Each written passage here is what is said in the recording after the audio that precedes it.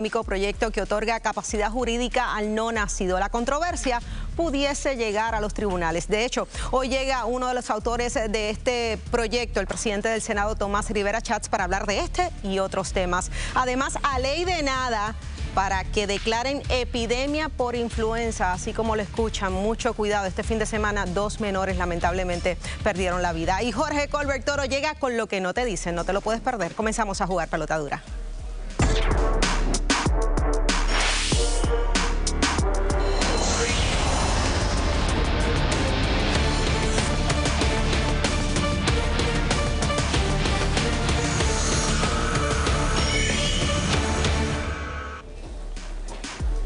Saludos amigos, soy Laisa Torres en sustitución del compañero Ferdinand Pérez. Bienvenidos a Jugando Pelota Dura. De inmediato les presento al equipo que me acompaña hoy, Sidmari Fleming y Denise Pérez. Saludos amigas. Saludos Laisa, saludos Denise y nuestra audiencia. Saludos a ambas y saludos a Puerto Rico. Bueno amigos, comenzamos el juego. Múltiples sectores han dicho que la aprobación de esta ley ha sido un error, que atenta contra la salud de la mujer y también puede afectar el Estado de Derecho. De hecho, vamos a ver la historia preparada por Kimberly.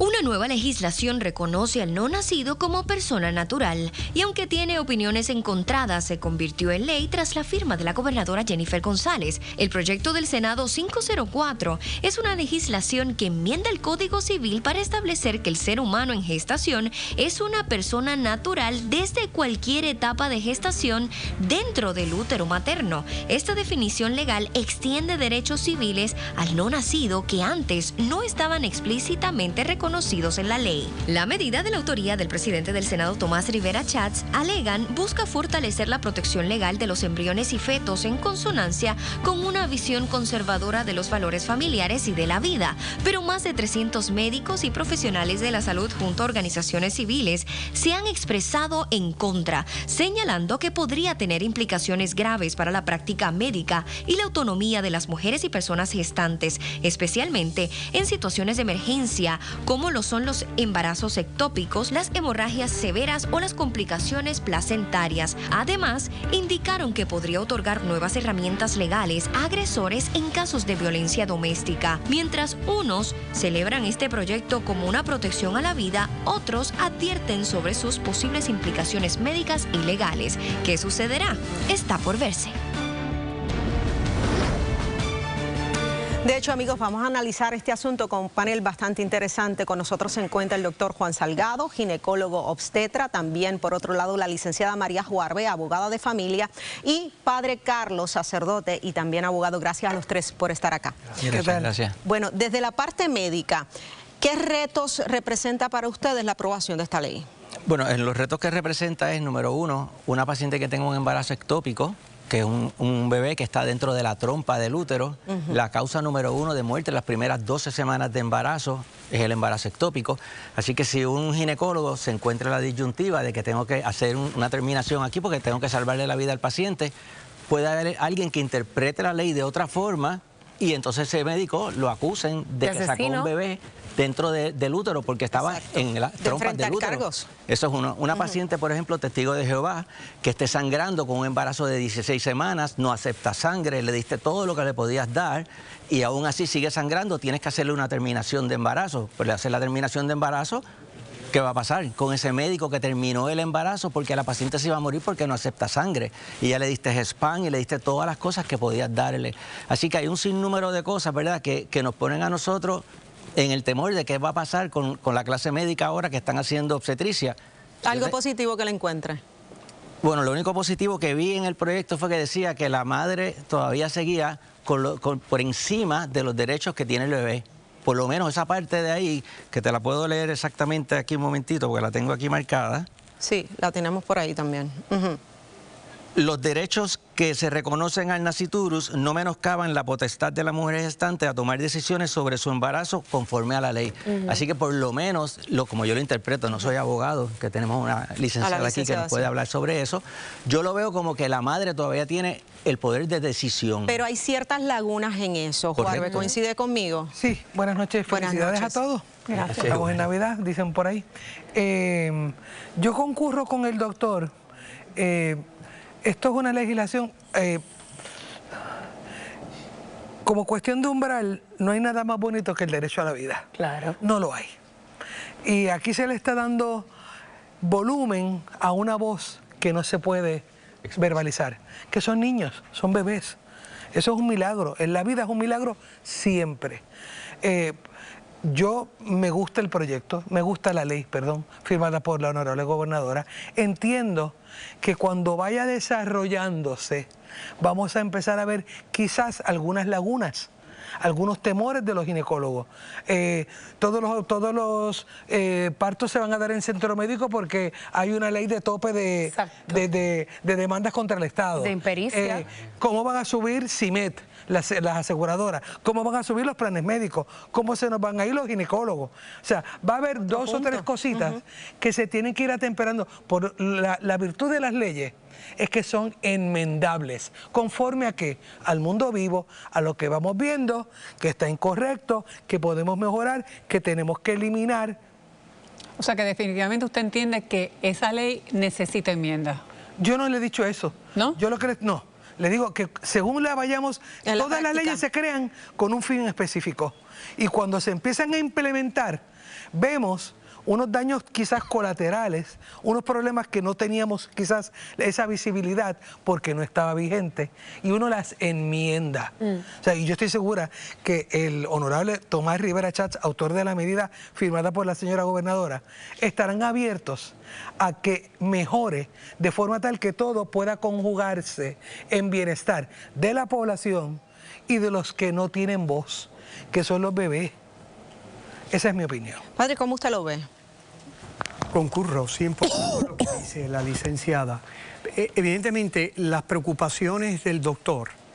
Este no es un proyecto sobre el aborto. Un embarazo ectópico tiene que ver con el Código Penal. Esto es Código Civil. Aquí es mamá que quiere tener nene, mamá que no quiere tener nene, Código Penal, artículo 98.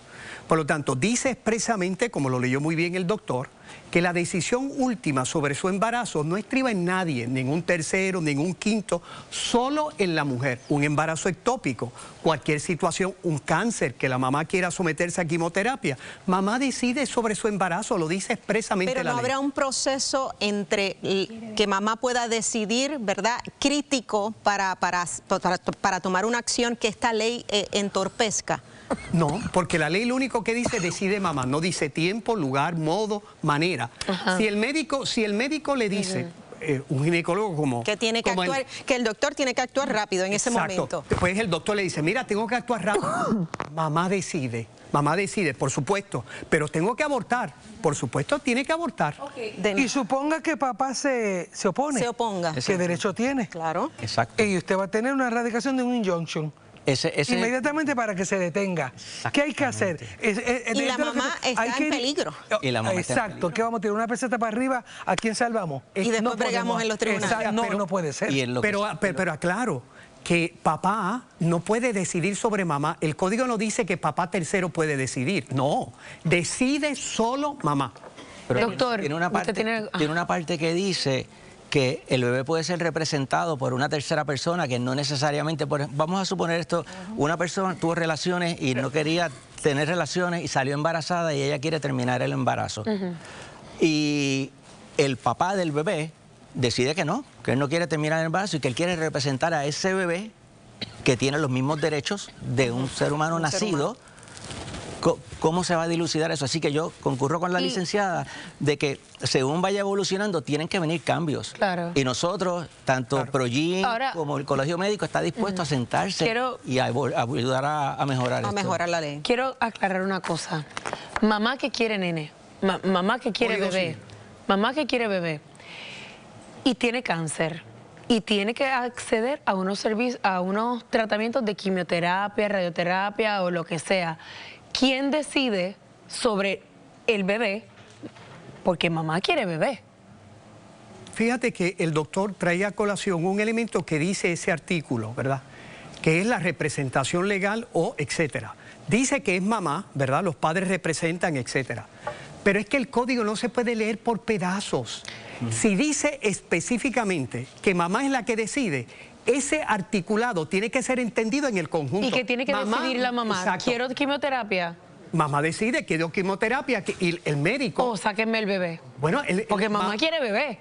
Bueno, pero es bajo su teoría, ¿verdad? Claro. Mamá quiere bebé. Si mamá quiere bebé y tiene que someterse a quimioterapia, mamá, el médico le explicará, mira, no es compatible.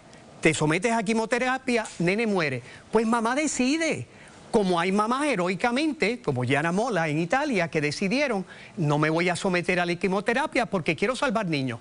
Es decir, mamá decide, no hay un tercero, no puede haber una reflexión, por decir así, de un Mamá tribunal. decide. Mamá decide, eso es lo que dice el articulado. Pero yo entiendo, ¿verdad? Y no sé si las compañeras están de acuerdo conmigo, que en la práctica ahí es que va a surgir la laguna. Claro. Y quizás, ojalá que no, pero en el proceso se puedan perder vidas si no se aclara esto en un principio. Ese es nuestro temor.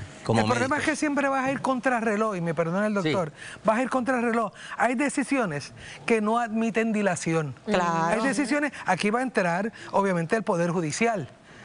Porque este las caso, leyes las interpreta... perdón. Que eso precisamente quería preguntarle. Sí. El Departamento de Justicia presentó una posición en cuanto a este proyecto. Sí. Yo sé que bajó por descargue. Por eso. No hubo vistas públicas. Se bajó por descarga en la Cámara. Pero hubo una ponencia del Colegio de Abogados en oposición, porque obviamente hay una preocupación que es real sobre si van a ocurrir cosas que podemos especular aquí ad nauseam. Pero yo entiendo que el proyecto, la ley, es una ley buena. ¿Qué cosas pueden ocurrir? Por ejemplo, una persona con cáncer. La quimioterapia no solamente mata el cáncer, mata a la persona misma. Todo. Pero debió haber habido una ponencia, ¿no? O del Departamento de Justicia. Y una consulta. Yo creo que Y del colegio de... ninguna ponencia a los médicos deberían haber sido escuchados. Exacto. Pero vamos contra el reloj. Yo entiendo que la naturaleza, que lo que el Estado intenta proteger es loable, es bueno. Va a haber que sobre la marcha ir hilvanando. Los problemas van a surgir 1 millón de problemas. Y la ley, ninguna ley no es enmendable, pero es una ley buena. Evidentemente se puede enmendar la ley si hay dificultades, pero por ejemplo el Departamento de Justicia sí presentó una ponencia y presentó unas inquietudes que el legislador pudo discernir y tomó la determinación que tomó. Pero vuelvo a insistir, o sea, la ley es clara, no es ambigua. La ley dice mamá decide, no decide un tercero ni un cuarto. Que en el camino pueda haber un papá que quiera ir al tribunal de una manera frívola para exigir que mamá no aborte. Esas cosas se pueden dar y el tribunal dirá, es una demanda frívola. Sí. ¿Entiendes? Bueno, el tema obviamente amerita mucho tiempo. Sí. Yo le doy las gracias por la conversación inicial, porque de seguro los voy a seguir viendo, analizando este tema. Gracias, que se recupere del brazo, doctor. Gracias. Licenciada, venga. Padre. Un placer. Gracias. Bendiciones a todo el mundo para el 2026. Y va a ser mucho mejor que el 2025. Así será, así será. Pasamos con Kimberly, amigos. Gracias, Laisa. Recibimos esos buenos deseos, claro que sí. Y ya está con nosotros Jorge Colbert. Ya analizaremos. ¿Estas pugnas legales podrían afectar el bolsillo de la gente de a pie? ¿Qué nos traes, Colbert? Vamos a hablar de la importancia en ese tema del negociado de energía, el rol que hace, y vamos a hablar particularmente de 2 temas que inciden sobre el bolsillo de la gente. La cosa está caliente, quédese con nosotros. Muchísimas gracias. Además, llega a jugar pelota dura el presidente del Senado. ¿Cómo responde a todos los señalamientos sobre el proyecto que reconoce al no nacido como persona natural? Quédese aquí. Reportan lamentablemente 2 muertes por influenza. Estamos en riesgo de una epidemia. Hoy lo discutimos. Quédese con nosotros. Esto es Jugando Pelota Dura.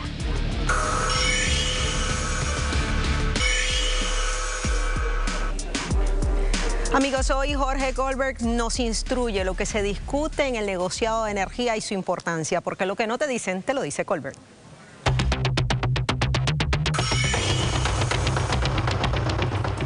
Hay un refrán que dice que la verdad siempre sale a flote.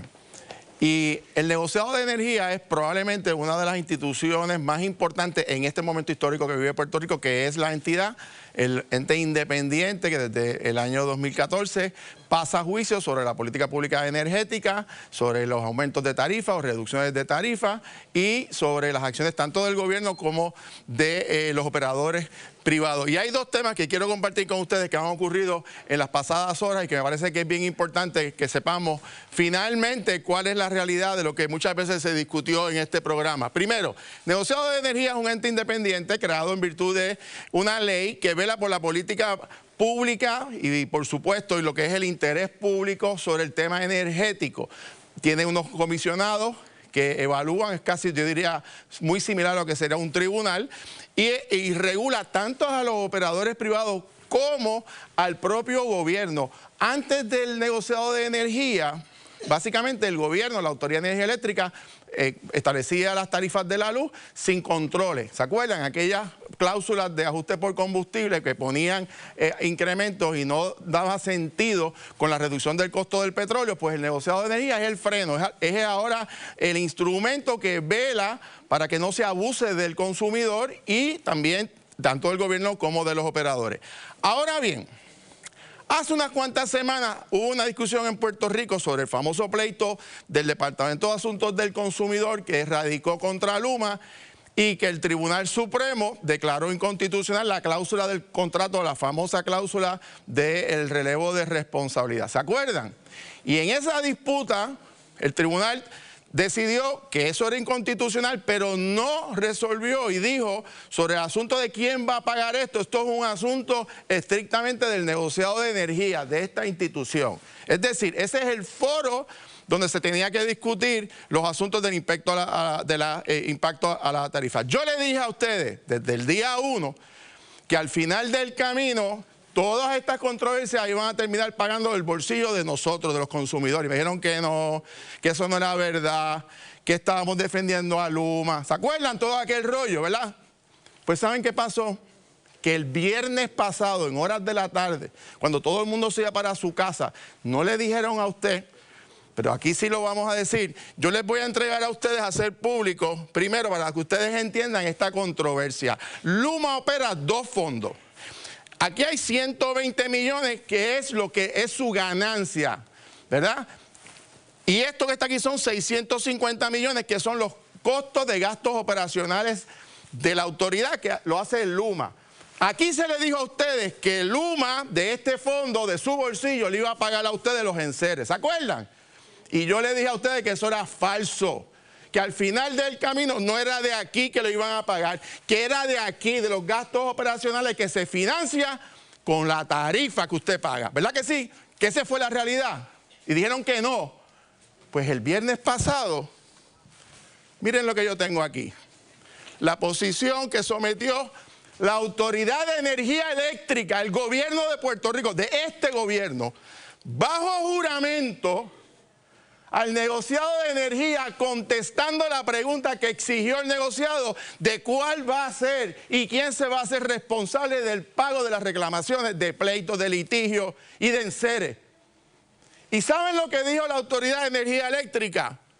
Que los reclamos, litigios, peritos y querellas se va a pagar del Fondo de Gastos Operacionales y que inclusive tienen unos seguros que llevan supuestamente 5 años pagando para pagar los enseres. En consecuencia, en resumen, ¿quién les dijo la verdad? Bajo juramento de Energía Eléctrica. Dice ahora que no es de este fondo que lo van a pagar. No es de los chavitos de Luma, es de la tarifa que pagamos nosotros. Gracias a Dios que hay un día después de otro y que la verdad siempre sale a relucir. Ustedes saben quién le dijo la verdad y quién le vendió sueño. Pero ahora están bajo juramento y además de eso también quiero señalar que era la otra controversia.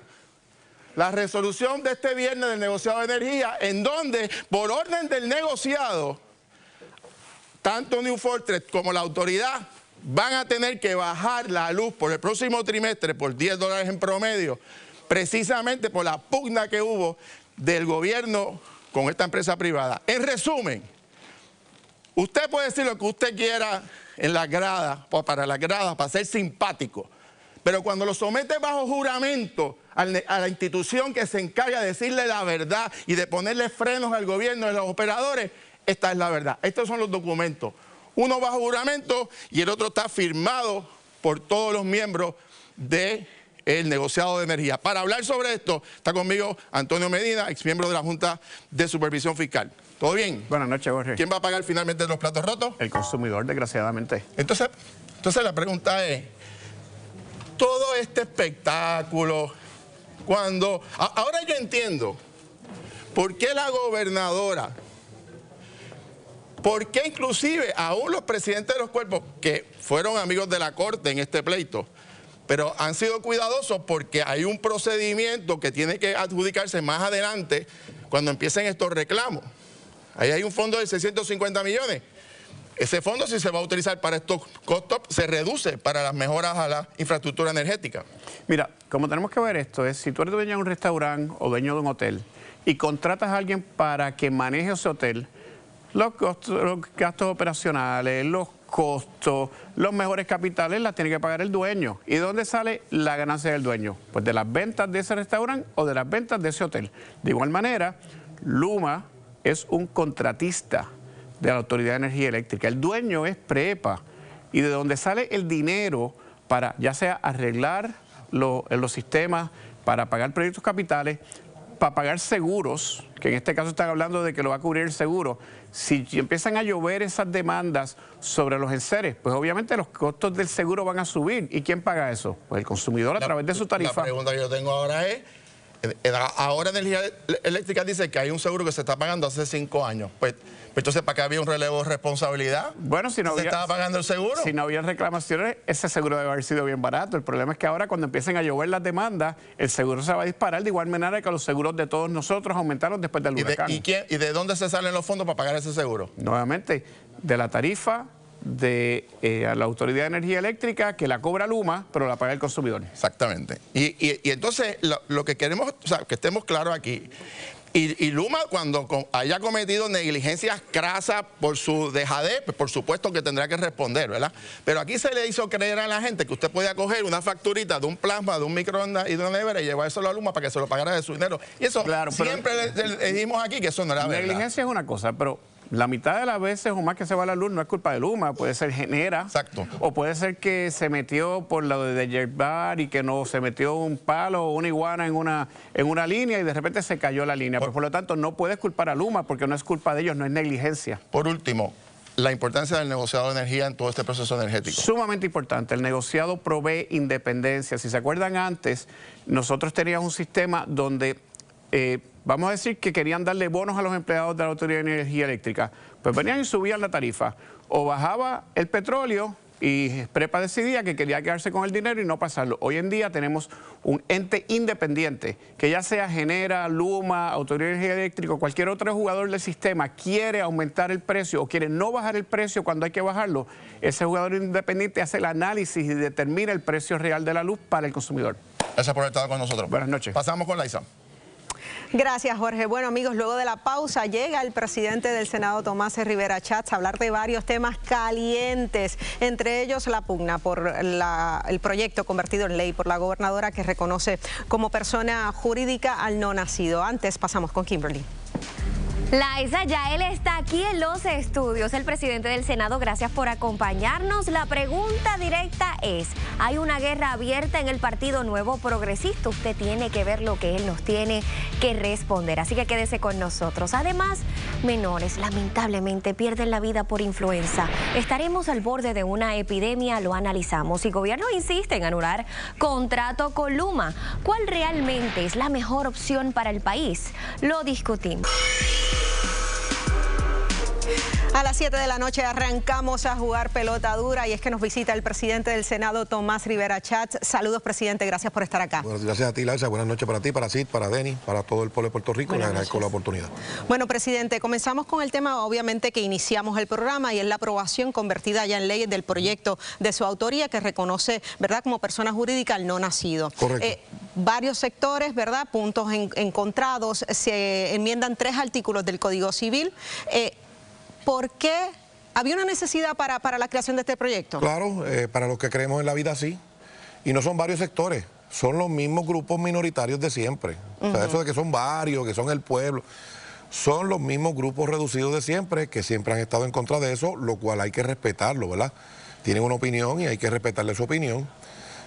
Nosotros hicimos propuestas durante la campaña y, ¿verdad? Entonces, habiendo sido electos, hemos estado cumpliendo los compromisos programáticos. Así que si alguien cree que hay alguna violación de ley, de constitución, que hay algo que no está correcto desde la perspectiva jurídica, bueno, pues mi invitación es a que vayan a los tribunales y hagan los planteamientos y los tribunales decidirán. ¿Reconoce que en la clase médica, presidente, hay desinformación, hay inseguridad, hay temor por la aprobación de esta ley?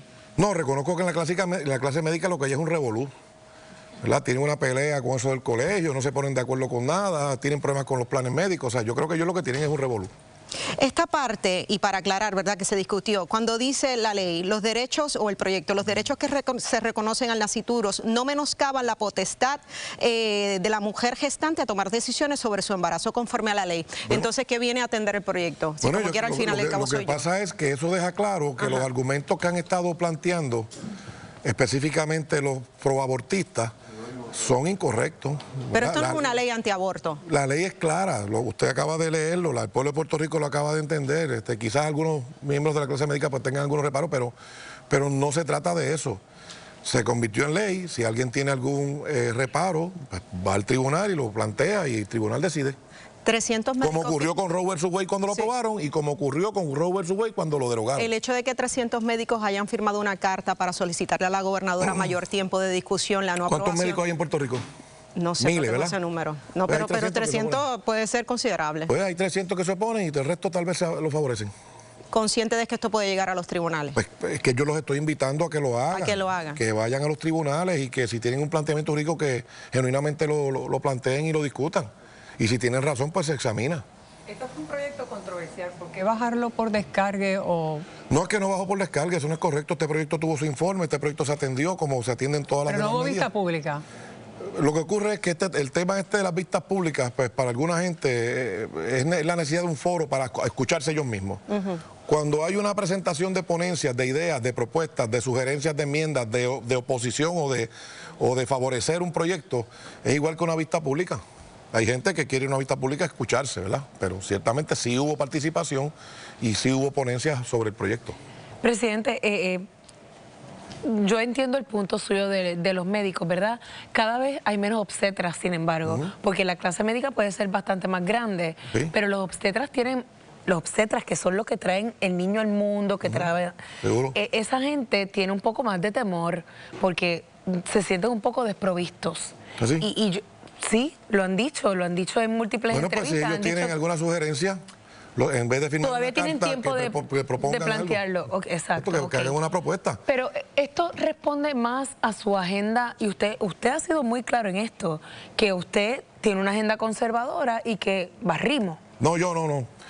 Nosotros propusimos una agenda conservadora, el pueblo la votó. Esa es la democracia. Prensa, médicos, políticos y todo el mundo tiene que entender lo que eso fue. El pueblo decidió con sus votos. Ese es el veredicto inapelable de las democracias. Así que los que no prevalecieron no pueden oponerse a que los que prevalecieron cumplan con lo que prometieron durante la campaña. Es tan simple como eso. Yo le pregunto porque veo a la clase, a los sacerdotes, a los religiosos, mucho más complacidos que a las personas que tendrían que bregar con esto. ¿Serán más de 300?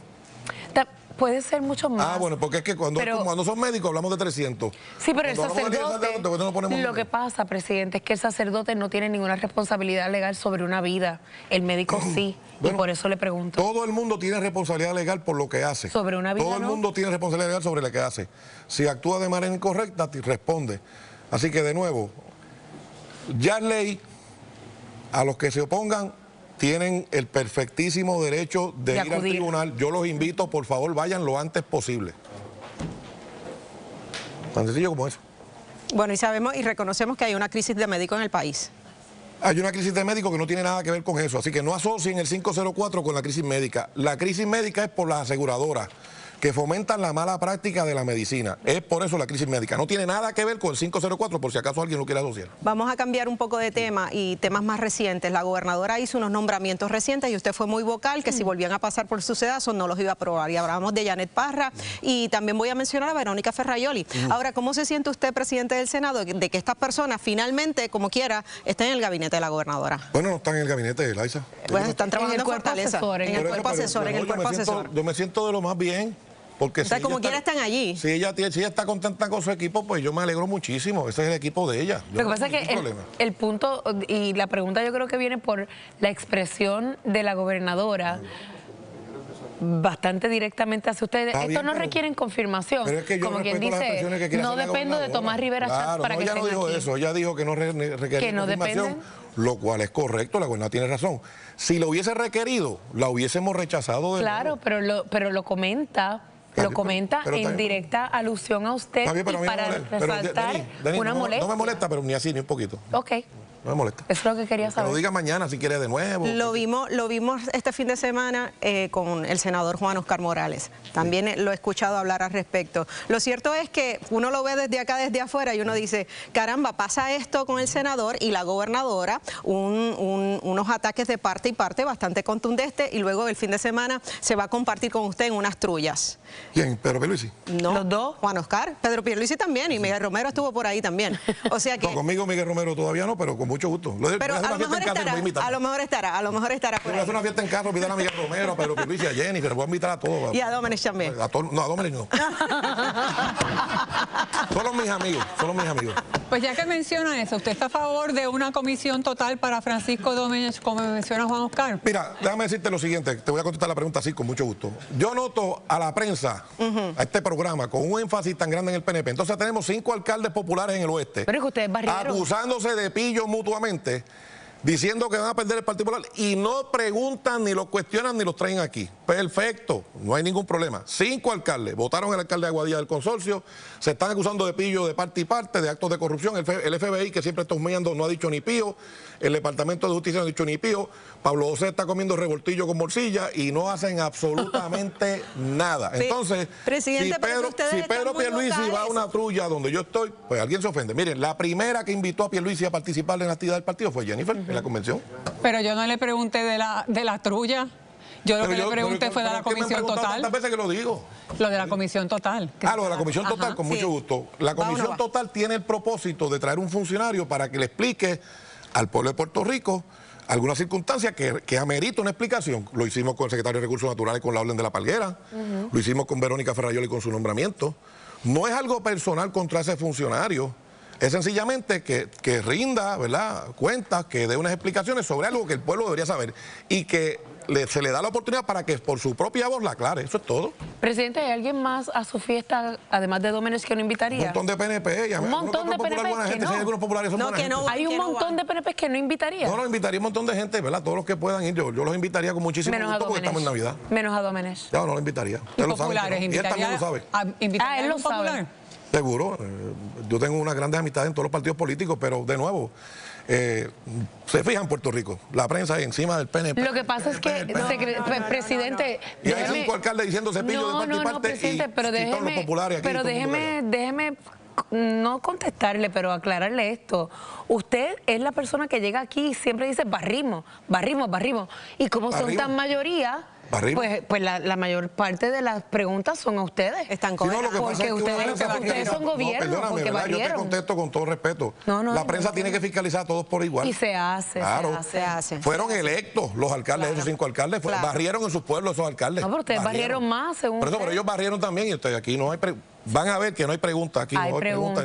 Señor presidente, tengo una pregunta antes de cambiar de tema, pero se habló mucho y la gobernadora fue enfática al señalar que la esposa de Juan Oscar Morales estaba destacada en el Senado. Es incorrecto, la esposa de Juan Oscar nunca trabajó en el Senado, nunca jamás. O sea que la gobernadora está equivocada en ese punto. Y fue enfática al señalarlo. Si le dieron esa información, la malinformaron. La esposa de Juan Oscar nunca trabajó en el Senado de Puerto Rico. ¿Pero está equivocado o miente? Está equivocada, no trabajó en el Senado. Quien le haya dicho eso, la malinformó. Bueno, presidente, gracias por estar acá, como siempre. Estamos siempre. Feliz Navidad. Janine, te voy a invitar a ti a la fiesta también, ¿verdad? ¿A mí? Ah, yo estoy invitada y Dómenes no. No. Ah, bueno, buenísimo. Pues me avisa con tiempo. Dele. Ya, igual así ya los demás. Hasta yo estoy invitada. Veremos a ver si invita a la licenciada. Se anotará. ¿Ustedes va si lo invitan? Bueno, la pregunta que queda en el tintero, señores. ¿Hay guerra en el PNP? Eso no se contestó. ¿Qué está pasando con ese tira y jala? La licenciada Anabel Torres Colbert llega con su descarga, así que usted no se puede perder lo que ella tiene que decir. Además, gobierno insiste en anular contrato con Luma. ¿Cuál realmente es la mejor opción para el país? Nuestro panel político está listo para discutirlo. Y escuche bien, menores pierden la vida por influenza. Estaremos al borde de una epidemia. También le vamos a dar toda la información. No se despegue. Estamos por encima del umbral de aviso y por encima del umbral epidémico.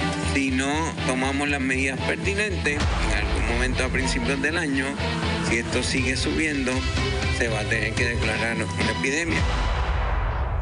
Por encima del umbral epidémico, así que estamos a la vuelta de la esquina posiblemente de una epidemia en la isla por influenza. Estos son los números. Casos en lo que va de año, 25.063. Casos nuevos en la última semana, 2.952. Eso es bien alarmante. En lo que va de año, 83 muertes por influenza en Puerto Rico. De hecho, lamentablemente, este fin de semana, 2 menores murieron, uno de 3 añitos y un joven de 20 años. Con nosotros el doctor Carlos Díaz, presidente del Colegio de Médicos Cirujanos de Puerto Rico. Además, el doctor Diego Sainz, jefe del Departamento de Pediatría del Hospital Auxilio Mutuo, y el doctor José Paulino, pediatra. ¿Perdón? Mario Paulino. Mario Ferdinand, Paulino. sal de ese cuerpo. Hay contagio, aquí hay contagio. Gracias a los tres por estar acá. Gracias por la invitación. Y felicidades a todo el pueblo puertorriqueño. Voy a empezar con el doctor Sainz. ¿Cómo están las salas de emergencia? Bueno, voy a hablar en general. Las salas de emergencia están atestadas de pacientes, pero vamos a hablar de influenza. Vamos a hablar de cifras específicas. ¿Bien? Yo tengo un estudio en conjunto con el CDC, yo soy investigador principal de un estudio hace 8 años que vemos una vigilancia de enfermedades febriles en Puerto Rico. Sí. El estudio se hace con todo el propósito de alertar a la comunidad médica y no médica de qué enfermedades estamos viendo. ¿Bien? Hace 2 semanas yo pedí en mi estudio a mi coordinadora porque yo estoy viendo en mi oficina una cantidad exorbitante de influenza. Y yo le pido a mi coordinadora de estudio que me dé las cifras. En las últimas 2 semanas y media tenemos 39% de positividad en los pacientes que visitan sala de emergencia del Hospital Auxilio Mutuo que vienen con fiebre.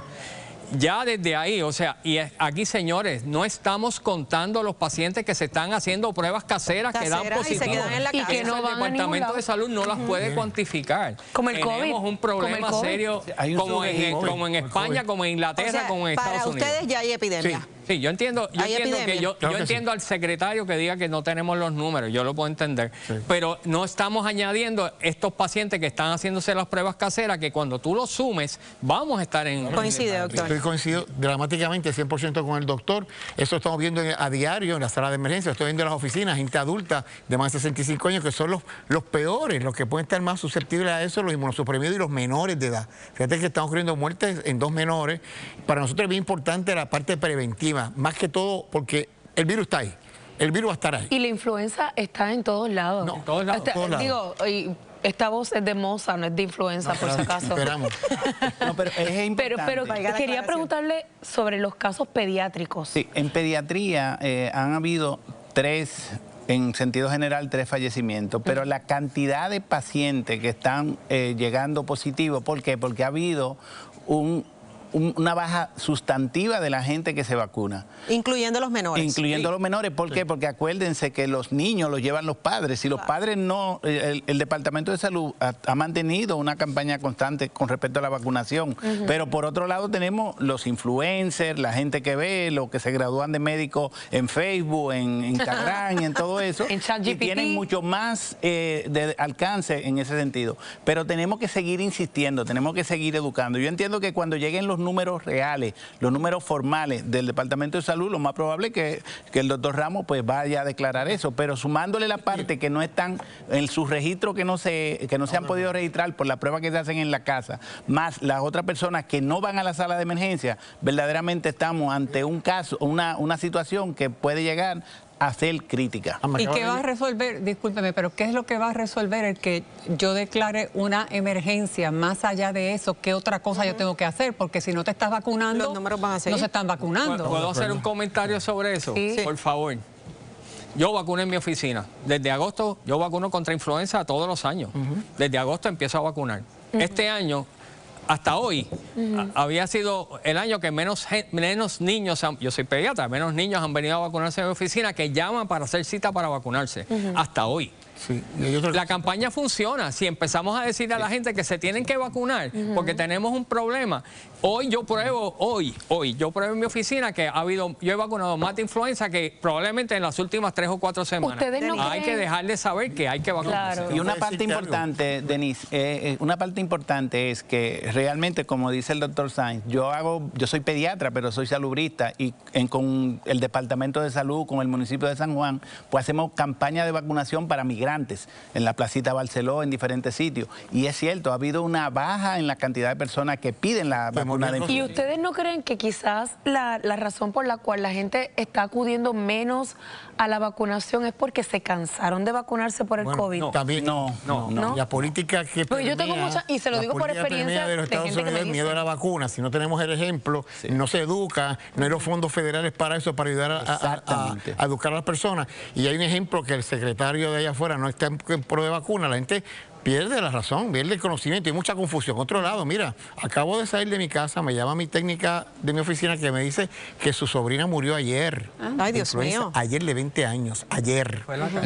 La joven que ayer, no sé si eso estaba en los números. Sí, estaban. O sea que es importante que la influenza mata gente. Y más aquellas con condiciones, ¿verdad? Ella venía con un COVID. Son personas que tienen condiciones previas. Exacto, las condiciones. Y ahora murió se tuvo que entubar y murió de una pulmonía, complicación. Las condiciones comórbidas, un paciente que haya tenido COVID, un paciente que haya tenido dengue, un paciente que tenga una enfermedad autoinmune, un paciente que tenga una enfermedad previa, los pacientes asmáticos, los pacientes diabéticos, los pacientes que están problemas cardíacos, están inmunosuprimidos, todos esos pacientes, que la lista es enorme, tienden a tener un pronóstico mayor. Y es importante que los extremos de la vida, tanto los niños como los niños menores, los menores de 3 años y los mayores, las personas mayores de 65 años, son bien proclives a tener complicaciones severas. ¿Puedo hacer un comentario? Un breve comentario.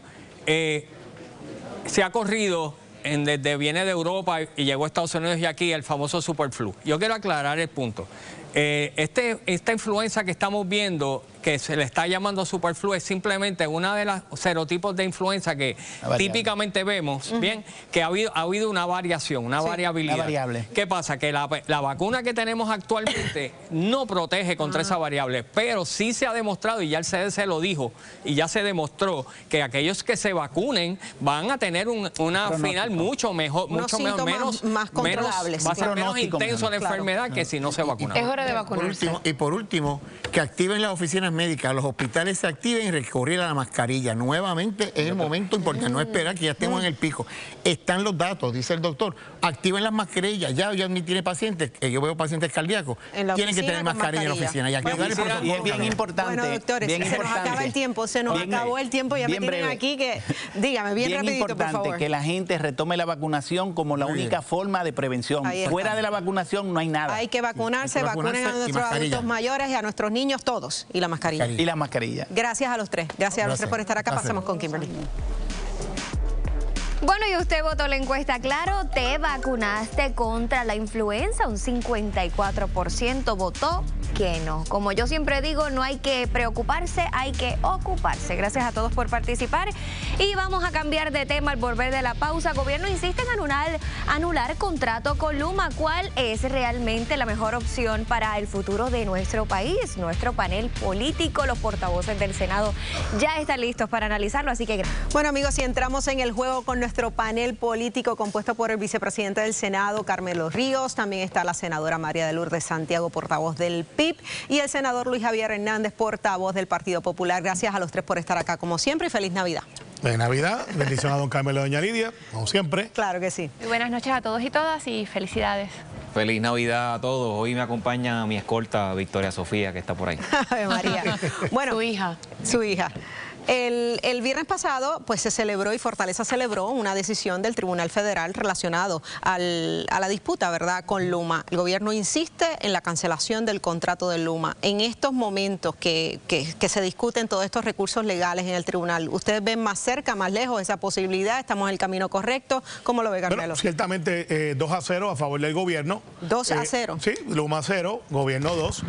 Sin duda va encaminado a la cancelación para aquellos expertos y analistas que pensaban que esto se iba a quedar en el Tribunal Federal, y puedo admitir que yo en algún momento vi el ángulo de que como hay una quiebra que no se ha terminado, pudiera ser que esto fuera relevante. La juez Taylor Swain dice, no, llévate eso a lo estatal, ahí manéjenlo. Y como quiera, acepta que ya tiene jurisdicción. Claro, no, claro, es que yo no creo que ya Lincoln le iba a rendir, porque esto puede rebotar si incide en el plan o en el asunto de la quiebra, que es lo que ella está mirando. Pero lo importante es que del dicho al trecho hay un hecho, y el hecho aquí es que el gobierno, sí, es que yo me los invento, yo tengo mi frase. Pero lo dijiste bien mal. Del dicho al hecho hay un gran trecho. Ese es el adagio, yo lo quise modificar. Eso es Carmelo Style. Exacto, eso se llama... Fue a propósito. De hecho, fue a propósito. Está bien, ¿no? Por eso eso es una nueva frase. Okay. Y el hecho fáctico es que ahora hay unos eventos que nadie puede negar que van dirigidos a eliminar la relación contractual con Luma. María de Lourdes, ¿terminaremos con un síndico? Yo creo que es muy temprano para anticipar qué es lo que vaya a ocurrir. Sobre la determinación que tomó el Tribunal Federal, puede que sea muy buena, pero puede que sea muy mala. Lo que ocurre es que al amparo del artículo 15.3 del contrato, las disputas técnicas, que tiene una definición amplísima, eso va elementos operacionales, elementos administrativos, cuánto cobra Luma, esas disputas al amparo del contrato tienen que verse en un procedimiento de arbitraje que producirá una determinación que será vinculante para las partes. Entonces, como en todo caso, ¿verdad? Como el decir de los abogados, uno va con dos canastas. Claro. La de ganar y la de perder. Todo el país espera que el resultado por esta o por otra vía sea que salgamos librados de Luma. La preocupación me parece, y no es temprano para hacer los planteamientos, ¿qué va a pasar después de Luma? Si se trata de entregarle el sistema eléctrico a otra privatizadora que replique los mismos problemas, las mismas insuficiencias que desde el día 1 se sabía que eran problemas que tenía Luma, pues entonces no vamos a adelantar nada. Aquí tenemos que plantearnos cómo devolver la generación de energía, la distribución y la transmisión a manos del pueblo de Puerto Rico bajo un esquema que no reproduzca los males de la antigua autoridad. Luis Javier. Sí, mira, el refrán de Carmelo es tan malo como la demanda que radicó en contra de Luma. Esa es la realidad. Y curiosamente, dato curioso para el país, el PNP no quiere litigar en la Corte Federal. Sí, aquellos que quieren la estadidad quieren hacerlo en las Cortes del Estado Libre Asociado de Puerto Rico. Pero lo más importante es las consecuencias de decir que está 2-0 a favor de alguien. Aquí nadie ha ganado ni nadie ha perdido. Pierde el país con una mala demanda que han radicado, porque yo sigo insistiendo que la gobernadora de Puerto Rico y el PNP le prometió al país sacar a Luma basado en los incumplimientos. Yo he escuchado a varios analistas decir, y coincido con ellos, que el camino que escogió el gobierno es el peor. Porque si ganan esta demanda, realmente el país va a perder. No es que Luma pierda, porque se va a formar un revolú jurídico aquí que no se sabe a dónde va a parar. La realidad del caso es que si el gobierno quería hacer las cosas bien, debe haber hecho lo que dijo desde el principio. Ese expediente que habían creado de incumplimiento, radicar una demanda por incumplimiento para que mientras se litigaba, Luma se tuviera que quedar y al final del camino no tuviéramos que devolver los 300 millones si se radicara una demanda sin justa causa. Esa es la realidad. El país, el gobierno del PNP está politiqueando con el tema de Luma. Me da mucha gracia el planteamiento de Javi, pues durante el tiempo que llevamos este panel no hay ni una cosa que él pueda admitir que el Partido Nuevo Progresista está haciendo bien, lo que lo convierte entonces en un asunto estrictamente político. Lo que me convierte en el país entero, lo que pasa el país entero está de claro conmigo también. Aquí, y me da gracia y pena, porque todo el mundo quiere que Luma salga, y esa es la consigna, ¿cierto? Ahora que lo estamos haciendo, dicen, no, es que no puede ser así, tiene que ser a nuestra manera. Pero entonces, senador, pues, yo no es que lo están haciendo mal. No me lo explico. La gobernadora de Puerto Rico, cuando nosotros radicamos la resolución 10, la gobernadora dijo que no podía cancelar el contrato porque tenía que hacer un expediente, tenía que nombrar un SAR, tenía que radicar la demanda por incumplimiento para evitar la penalidad. El récord está ahí, Carmelo. Lo que pasa es que la gobernadora, al igual que ustedes, dicen una cosa y hacen otra. Esta demanda es una demanda chapucera. Tan chapucera que da 2-0. No deja de ser sospechoso. Cuando uno va al tribunal con ganas de ganar, uno va con todo, tiras con todo. Que existe la posibilidad de que se decrete la nulidad por algún argumento pues uno va con eso.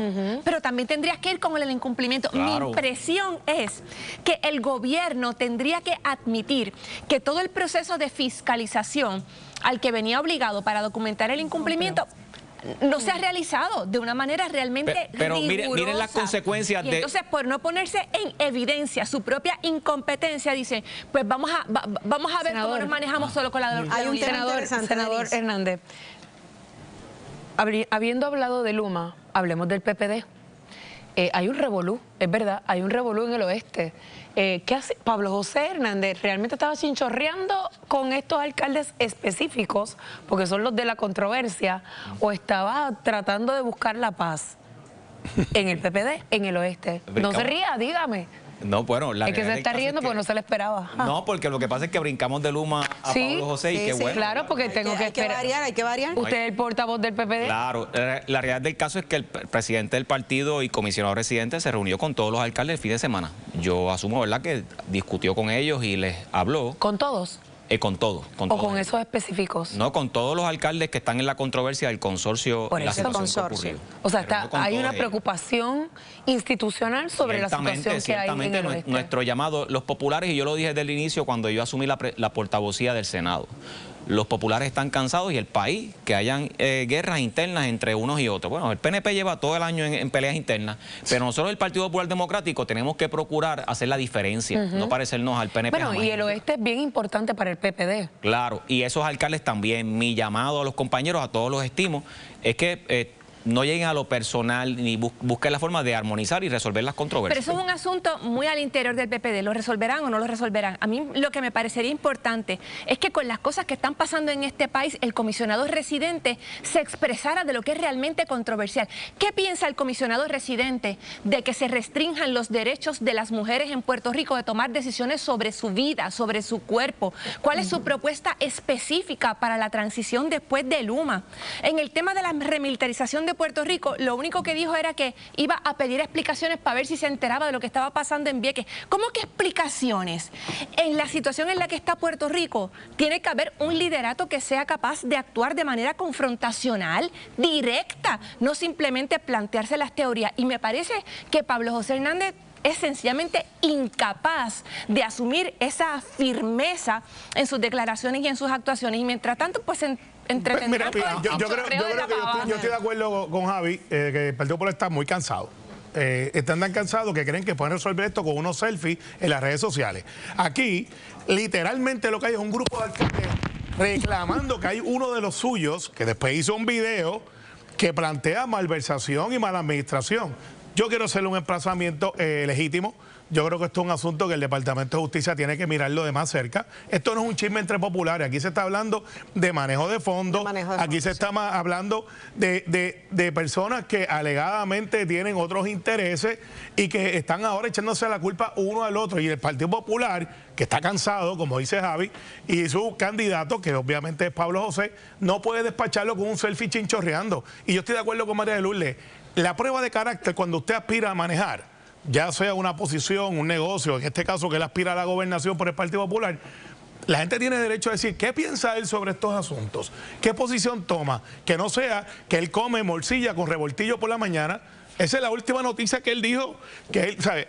Así de desconectado está el Partido Popular y miran para otro lado. Pablo José los tiene preocupados a todos, al PNP y al PIB. A mí me tiene preocupado que una persona que era como morcilla con revoltillo como él. Claro. Me tiene muy preocupado. Bueno, eso no es de Dios. La semana pasada, igual este fin de semana, el tema de las posiciones de destaque, principalmente en el Capitolio, dio de qué hablar, y es el hecho de la pugna que existe, hablando de pugna, entre el senador Juan Oscar Morales y en este caso la gobernadora Jennifer González. La licenciada Anabel Torres Colbert se acerca por acá porque va directo al punto sobre este tema y las repercusiones, ¿verdad?, que toda esta controversia ha generado.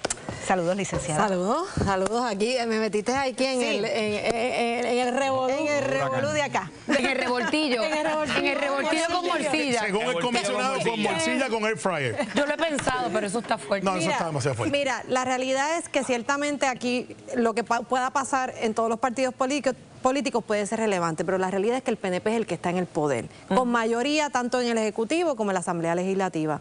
Y que las disputas internas y las controversias de lo que está pasando en un lado y en el otro, pues tiene unas consecuencias en el país. Y me parece que ese último capítulo, más allá de todo lo que está pasando con Luma, que ciertamente es importantísimo, la realidad es que lo que el Senado versus el Ejecutivo y esa política interna preocupa a lo que va a ser el resto de la administración. Por eso es que lejos de ser un simple chisme dentro del PNP y una posible primaria, pues hay que estar vigilantes y hay que fiscalizar. ¿Qué está pasando? Y aquí se resumen. Porque Juan Oscar, con la unanimidad de la Asamblea Legislativa, aprobó un proyecto que le eliminaba las escoltas a una exgobernadora convicta. La gobernadora después no veta ese proyecto precisamente porque también le tocaba las escoltas a ella. Y lo que sabemos después de ese capítulo, donde el senador Juan Oscar dice que lamenta, ¿verdad?, lo que haya hecho la gobernadora es que de momento viene este operativo en los destaques y a pesar de que extendió casi todos los escartes, dejó fuera 4 y precisamente eran los de Juan Oscar y los de su esposa. ¿Qué dice esto? Esto dice muchísimo del carácter y del problema interno que hay en la administración, porque según lo que haga una asamblea, entonces actúa la otra por algún tipo de personalismo. Y yo lo he dicho aquí, que como mismo le doy al PNP, que siempre está en campaña y eso es parte de su éxito en las elecciones. Mientras el PNP todavía no había votado el golpe de las primarias anteriores, ya está pensando en las próximas. Y ahí es que estamos viendo este tipo de problemas. ¿Y qué pasa? En el fin de semana se habla de que el senador y la gobernadora se reunieron. Y mientras el senador dijo que estaba esperando unas decisiones para unos posibles acuerdos, la gobernadora dijo que aquí no había nada que acordar, que ella no tenía nada que negociar. Y esto, si lo añade a todo lo que se está diciendo desde la parte del Senado, con todo lo que están haciendo de las 3 trullas, los 3 golpes, ¿qué puede pasar? Que los primeros 6 meses se conviertan en ese ultimátum que ya le ha dado la gobernadora, de que si no mejora los números, ya entonces el PNP tiene que repensar qué va a pasar en el próximo cuatrenio, pero es tan temprano que entonces con qué legitimidad se va a gobernar y cómo es que va a responder la Asamblea Legislativa con su mayoría del PNP, que mientras están, ¿verdad?, dilucidando su futuro electoral político, todavía estamos en el proceso de Luma, no hemos salido de la quiebra, no hay una reforma contributiva, el costo de la vida cada vez aumenta más y sin embargo las disputas internas, más allá que en uno que otro proyecto de ley, dominan el ambiente político cuando hay tantas cosas que resolver. Y por eso lo que es interno de un partido que está en el poder, que como dicen ahorita, barrieron y tienen toda la mayoría para aprobar, las cosas que pasan internamente repercuten en todos nosotros y en todo el pueblo, porque esa mala comunicación o la falta de, pues puede de alguna forma tocar los temas primordiales de nosotros en la sociedad. Directo al punto. Así es. Así lo dijo. Vamos a hacer una pausa, pasamos con Margarita. Gracias, Laisa. Jugando pelota dura acompañó hoy a nuestro querido compañero, amigo eterno, Alex Delgado, en su despedida en la iglesia, tal y como él quiso. El momento estuvo lleno de emociones, lo compartimos en solo minutos. Hoy amigos, familiares, compañeros de trabajo se reunieron en la iglesia Stella Maris en Condado para la celebración de la misa de nuestro compañero Alex Delgado. Veamos el siguiente reportaje. Hoy Hoy la familia inmediata de nuestro querido compañero Alex Delgado Rosado mostró nuevamente la fortaleza y la serenidad que han mantenido en medio de la enfermedad del amigo Alex y de su partida. Esta vez se reunieron en la iglesia Estela Maris para celebrarlo, como él quiso, en una misa ofrecida por los sacerdotes Padre Tito, Padre Quique y su confianza, Padre Orlando Lugo. En el primer banco, Yulisa, la esposa del periodista de Noti1 y de Jugando Pelota Dura, sus hijos Isabela y Julián, al igual que la mamá del asertivo comunicador Alex Delgado. En el saludo de la paz, los presentes se fundieron en abrazos.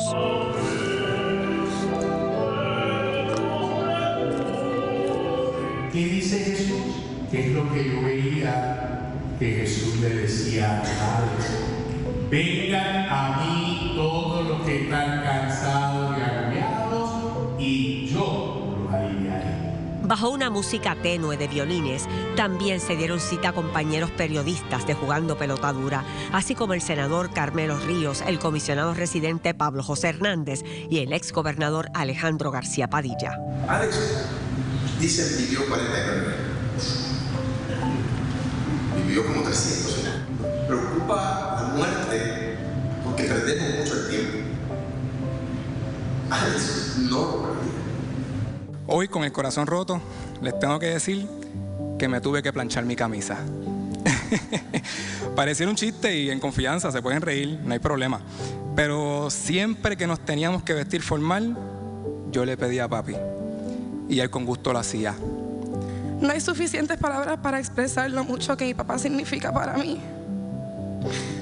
¿Cómo les explico que mi papá sí era ese papá? O sea, yo crecí amada, escuchada, consentida y súper añoñada por él. En una entrevista le preguntaron cómo quisiera ser recordado y su contestación fue que si lograba impactar significativamente a una persona, había hecho su trabajo. No, Alex, no impactaste a una persona, impactaste un pueblo. Alex, nuestro guerrero del bien, que tanto apostó al desarrollo de nuestra isla, tiene dos patrias, Puerto Rico y el paraíso. ¡Qué mucho te queremos, Alex!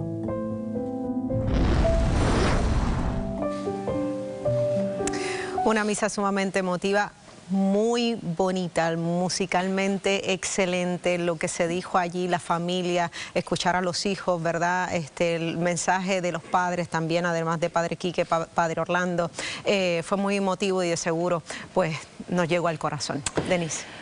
Fue muy duro ver a mi amigo en una urna, fue muy duro verlo en cenizas.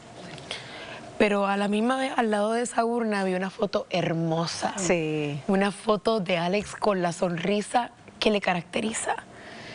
Una sonrisa genuina, una sonrisa noble. Y yo me quiero llevar eso para mí. Y no quiero ser egoísta, quiero darle las gracias a la familia de Alex.